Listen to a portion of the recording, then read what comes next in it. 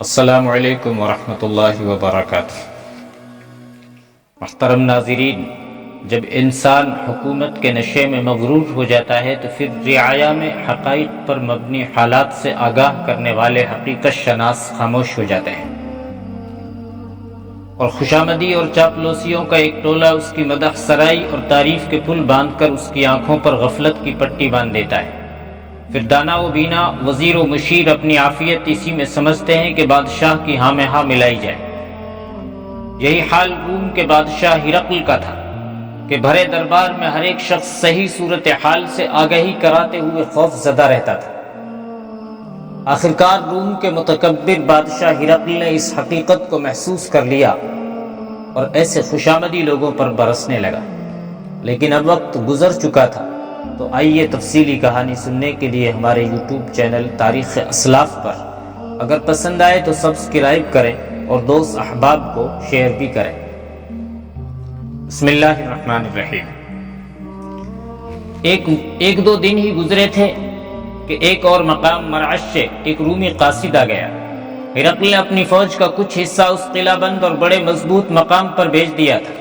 قاصد نے بتایا کہ مسلمانوں کا ایک لشکر آیا اور مرعش کو محاصرے میں لینے لگا، لیکن وہاں کے جرنیل نے فوج کو حکم دیا کہ یہ بہت ہی کم تعداد لشکر ہے، اسے محاصرہ نہ کرنے دیا جائے، بلکہ باہر نکل کر اسے گھیرے میں لے کر ختم کیا جائے۔ اس حکم کے تحت فوج باہر نکلی تو مسلمانوں نے ایسی چال چلی کہ وہ لڑتے لڑتے پیچھے بھی ہٹنے لگے اور دائیں بائیں پھیلنے بھی لگے۔ پھر یوں ہوا کہ اس لشکر کو گھیرے میں لینے کی بجائے لشکر نے اپنے دونوں پہلو پھیلا کر رومی فوج کو گھیرے میں لے لیا، اور جو مسلمان رومی فوج کے عقب میں پہلے چلے گئے تھے وہ قلعے میں داخل ہو گئے۔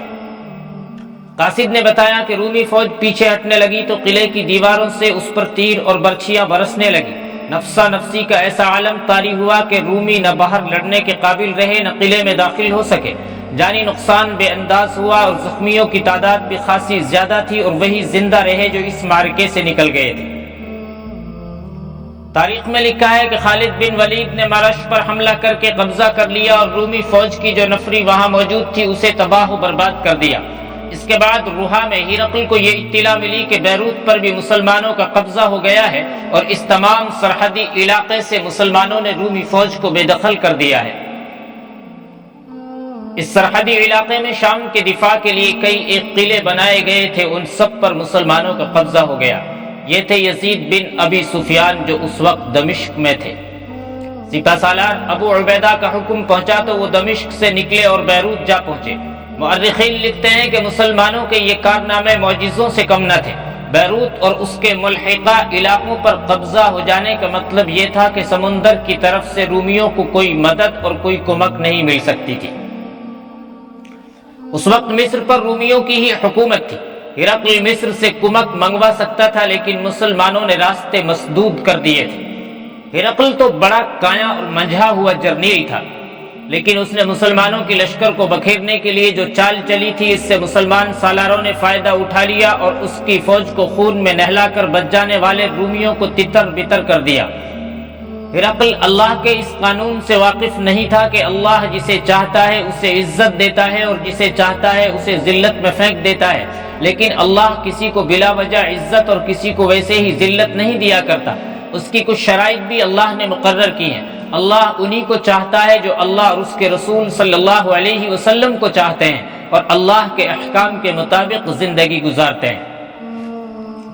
ہرقل نے اپنے مشیروں اور مصاحبوں کو بلایا اور انہیں صورتحال بتا کر کہ وہ مشورہ دیں کہ اپنی بکھری ہوئی فوج کو کہاں یکجا کیا جائے، اور کیا فوج یکجا ہو جائے تو یہ لڑنے کے قابل ہوگی۔ ایک مشیر فوراً بول اٹھا۔ اس نے سب سے پہلے ہرقل کی تعریف کی، پھر مسلمانوں کو برا بھلا کہا، اور پھر اس قسم کے الفاظ کہے کہ روم کی فوج کو دنیا کی کوئی طاقت شکست نہیں دے سکتی۔ اٹھو، ہرقل نے اس مشیر سے کہا، باہر نکل جاؤ، پھر مجھے کہیں نظر نہ آنا۔ ہرقل دوسرے مشیروں سے مخاطب ہوا، مجھے صحیح مشورہ دیا جائے۔ صورتحال تم سب کے سامنے ہے۔ مشیروں اور مصاحبوں پر خاموشی طاری ہو گئی، جیسے وہ وہاں موجود ہی نہ تھے یا مر ہی گئے تھے۔ ہرقل انہیں دیکھتا رہا۔ سب کو غالباً توقع تھی کہ ہرقل گرج کر بولے گا اور حکم دے گا کہ اسے صحیح مشورہ دیا جائے۔ ان میں سے کوئی بھی سچ بات کہنے کی جرات نہیں رکھتا تھا۔ غالباً ہرقل نے محسوس کر لیا کہ یہ لوگ کس ذہنی کیفیت میں مبتلا ہیں۔ اسے شاید یہ احساس بھی ہو گیا تھا کہ ان لوگوں کو مدح سرائی اور خوشامد کا عادی اس نے خود بنایا ہے۔ اس کے سامنے بڑی ہی تلخ اور اذیت ناک حقیقت آ گئی تھی جو اسے مجبور کر رہی تھی کہ وہ سچ کا سامنا کرے۔ ہم اب کہیں بھی نہیں لڑ سکتے۔ ہرقل نے خود ہی فیصلہ سنا کر مشیروں کو ذہنی اذیت سے نکالا۔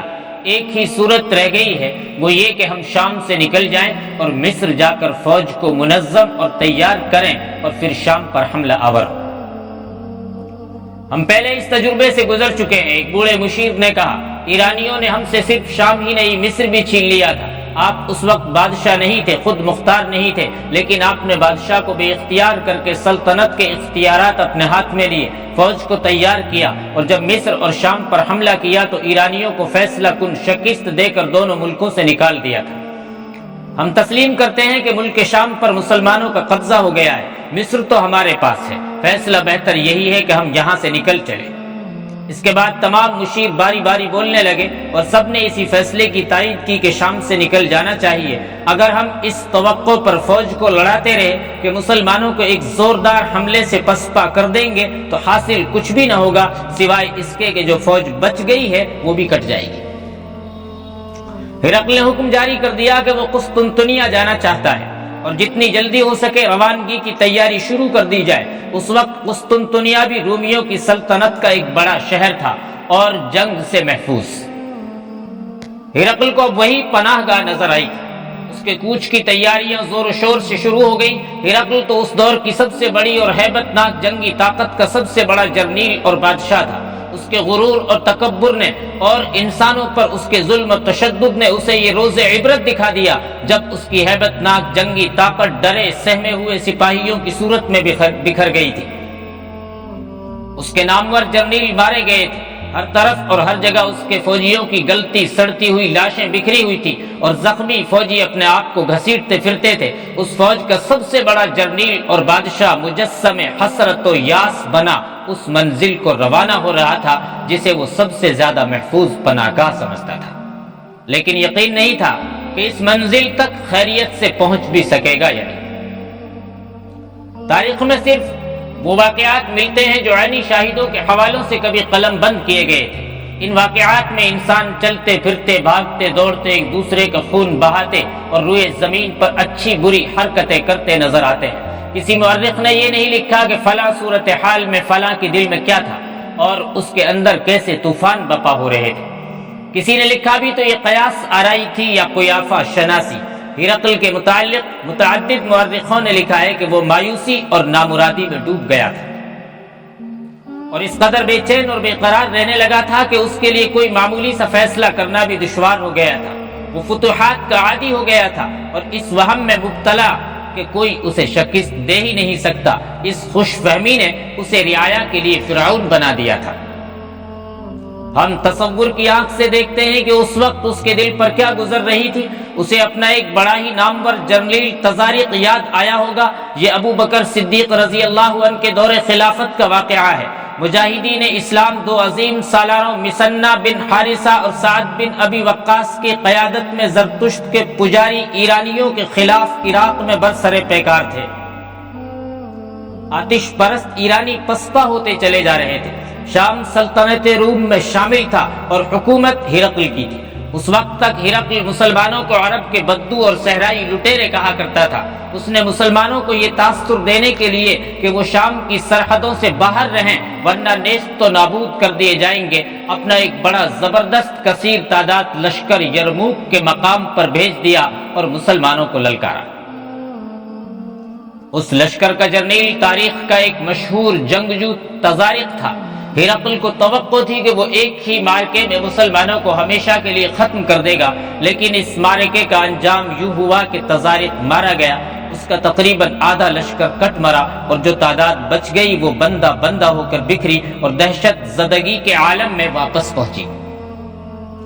مورخ لکھتے ہیں کہ تزارق کے بعد ہرقل کو خود آگے بڑھنا چاہیے تھا تاکہ مسلمانوں پر اس کا دبدبہ قائم ہو جاتا، لیکن وہ اس لیے باہر ہی نہ نکلا کہ اسے بھی شکست ہوگی اور اس کا وقار یرموک کی زمین میں ہی دفن ہو جائے گا۔ اب جبکہ وہ شکست خوردگی کی حالت میں قسطنطنیہ جا رہا تھا، اسے یرموک کا معرکہ یاد آیا ہوگا اور وہ پچھتایا بھی ہوگا کہ اس نے عبرت حاصل نہ کی اور مسلمانوں کو کمزور ہی سمجھتا رہا۔ پھر اسے رسول اکرم صلی اللہ علیہ وسلم کے ایک خط یاد آیا ہوگا جس میں حضور صلی اللہ علیہ وسلم نے اسے اسلام قبول کرنے کی دعوت دی تھی۔ اس واقعہ کا مختصر سا پس منظر یوں ہے کہ جیسا پہلے بیان ہو چکا ہے، ایرانیوں نے رومیوں سے شام و مصر چھین لیے تھے۔ اس وقت روم کا بادشاہ فوکاس تھا۔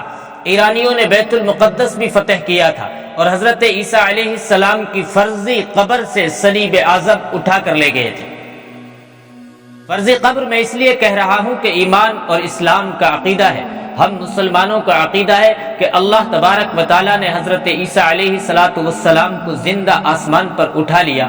جب زندہ آسمان پر اللہ نے انہیں اٹھایا تو قبر کا سوال ہی پیدا نہیں ہوتا۔ ہرقل نے شاہ فوکاس کا تختہ الٹا، خود شاہ روم یا قیصر روم بنا اور ایرانیوں کو شکست دے کر ان سے صلیب اعظم واپس لے لی تھی۔ صلیب اعظم واپس حضرت عیسیٰ علیہ السلام کی مفروضہ قبر پر رکھنے بیت المقدس جا رہا تھا۔ رسول اکرم صلی اللہ علیہ وسلم نے ان کے نام ایک خط بھیجا جس میں اسے اسلام قبول کرنے کی دعوت دی گئی تھی۔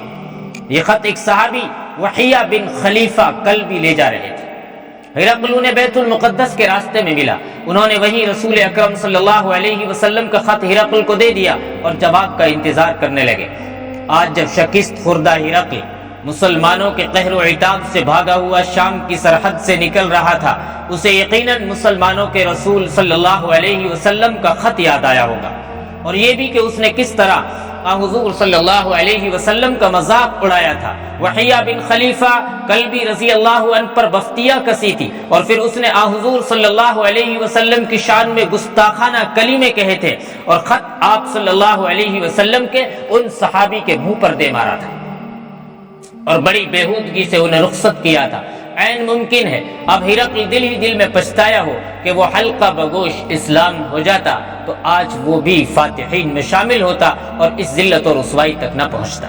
تاریخ میں ہرقل کی اس وقت کی کیفیت اتنی سی ہی لکھی ملتی ہے کہ اس کا چہرہ مرجھایا ہوا، سر جھکا ہوا، کندھے سکڑے ہوئے تھے۔ اس کے دل کو اس خیال نے بہلایا ہوگا کہ ابھی پورے کا پورا مصر اس کے قبضے میں ہے اور وہ وہاں جا کر فوج کو تیار کرے گا اور پھر شام پر حملہ کر کے مسلمانوں سے انتقام لے گا۔ تو دوستو،